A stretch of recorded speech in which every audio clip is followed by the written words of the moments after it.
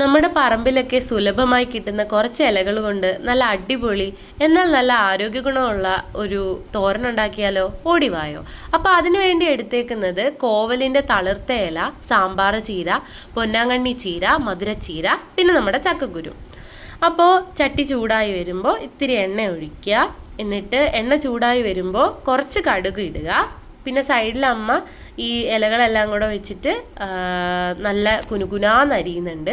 പിന്നെ അങ്ങനെ കടുകൊക്കെ പൊട്ടി വരുമ്പോഴത്തേക്ക് നമ്മൾ ഈ ചക്കക്കുരു ഇട്ട് കുറച്ച് വെള്ളം കൂടെ ഒഴിച്ച് ഒന്ന് വേവിച്ചെടുക്കുക.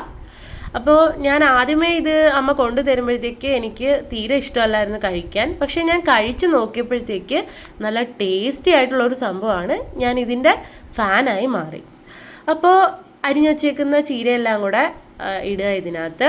എന്നിട്ട് നമുക്ക് അരപ്പിന് വേണ്ടിയുള്ള കാര്യം നോക്കാം. അപ്പോൾ ഒരു പ്ലേറ്റിനകത്ത് കുറച്ച് തേങ്ങയും പിന്നെ കുറച്ച് മഞ്ഞൾപ്പൊടി, കുറച്ച് മുളക് പൊടി, കുറച്ച് വെളുത്തുള്ളി, ഇതെല്ലാം കൂടെ മിക്സ് ചെയ്തിട്ട് ഈ വേവിച്ച് വെച്ചേക്കുന്ന ചീരയ്ക്കകത്തിട്ട് ഇടുക.